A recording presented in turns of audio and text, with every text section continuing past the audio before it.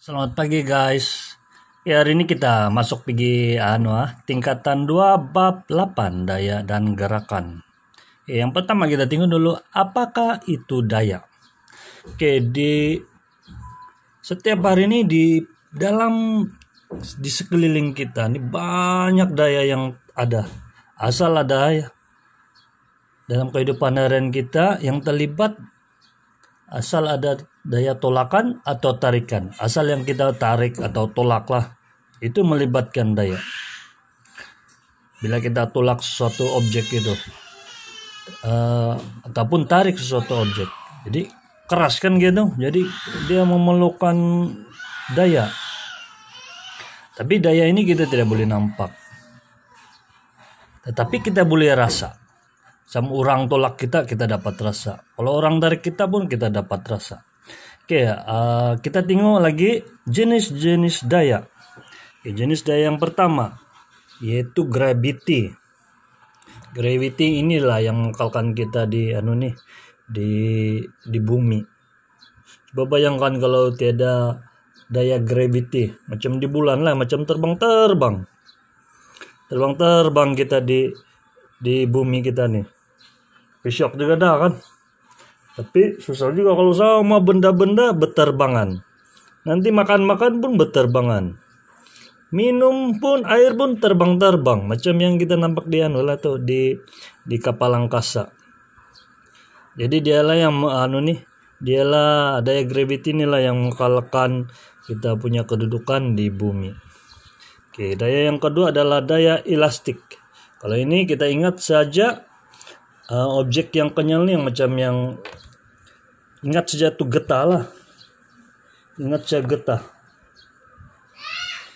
Ini daya yang membolehkan objek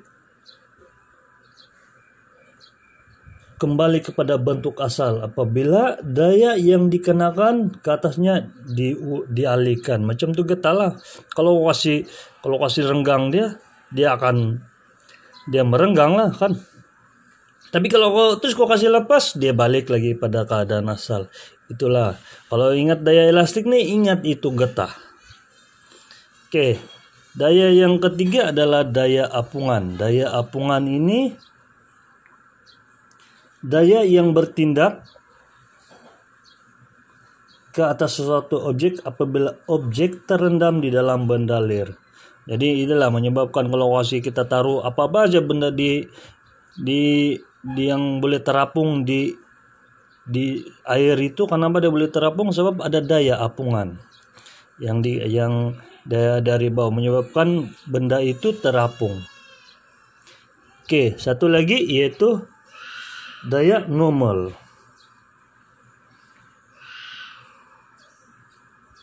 Daya normal yaitu apa itu daya normal? Dia ini daya yang bertindak bertentangan dengan gravity atau daya yang terhasil apabila suatu objek bersentuhan dengan permukaan. Macam daya normal itu kalau letak di meja, berat dia buku itu contoh yang tinalah, yang buku ini kan. Buku ini kalau kita letak di meja, dia punya berat tekan biji di meja. Tapi daya normalnya ada mengarah ke atas.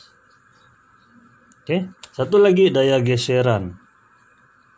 Daya geseran ialah daya yang menentang. Dia lawannya itu gerakan yang terhasil apabila dua permukaan itu bersentuhan. Paling simpel nih kita ingat kasut lah. Kenapa kita punya kasut itu ada bunga-bunga ada di tapak kasut kan. Jadi dia menghilangkan kita daripada licin.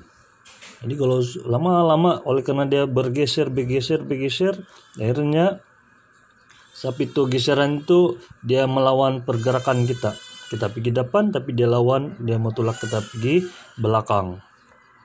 Menyebabkan akhirnya kasut kita tuh haus. Kita tengok pula ciri-ciri daya.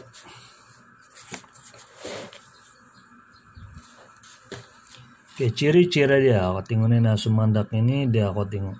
Dia tolak dengan daya sebanyak 30 Newton. Jadi titik aplikasi dia ini kotak. Jadi raja ini menunjukkan seseorang perempuan menolak sebuah kotak. Jadi anak panah ini menunjukkan arah tindakan daya dan titik aplikasi ada di sini. Oke, macam mana kita mau ukur ini daya? Biasanya kita guna ada satu yang kita panggil neraca spring. Oke, kekuatan sesuatu daya itu kita ukur dia dalam bentuk Newton. Oke, orang yang pertama jumpa unit ini adalah Sir Isaac Newton lah. Jadi dia boleh digunakan untuk mengukur daya yang dikenakan ke atas suatu jasad. Dia ini kalau kita tengok dia ini ada spring kan. Jadi bila kita tarik dia punya spring yang bertindak balas. Dia menggunakan prinsip pemanjangan spring.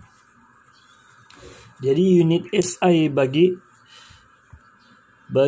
daya ialah Newton. Dia punya simbol adalah N. Jadi berat ialah daya tarikan graviti terhadap objek itu. Jadi kalau berat ialah Newton. Jadi kita mau tukar 1 kilo itu pergi bersamaan dengan 10 Newton. Oke, kita tengok lagi satu. Pasangan daya tindakan dan daya tindak balas. Oke, ini ada pelajar nih, kumpulannya A, B. Diorang bertarik lah. Satu daya tindakan ke kiri, satu daya tindakan tindak balas pergi ke kanan.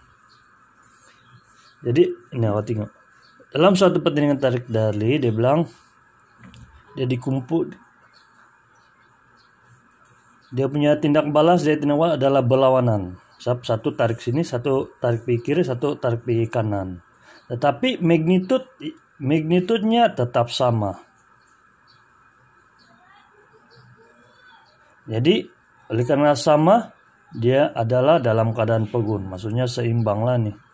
Jadi ini dinyatakan dalam hukum Newton ketiga. Apa itu hukum Newton ketiga? Adalah nyatakan bahwa setiap daya tindakan terdapat daya tindak balas yang sama magnitud tetapi bertentangan arah. Oke, itu saja untuk pagi ini. Sekian dan terima kasih. Kita jumpa lagi nanti ya.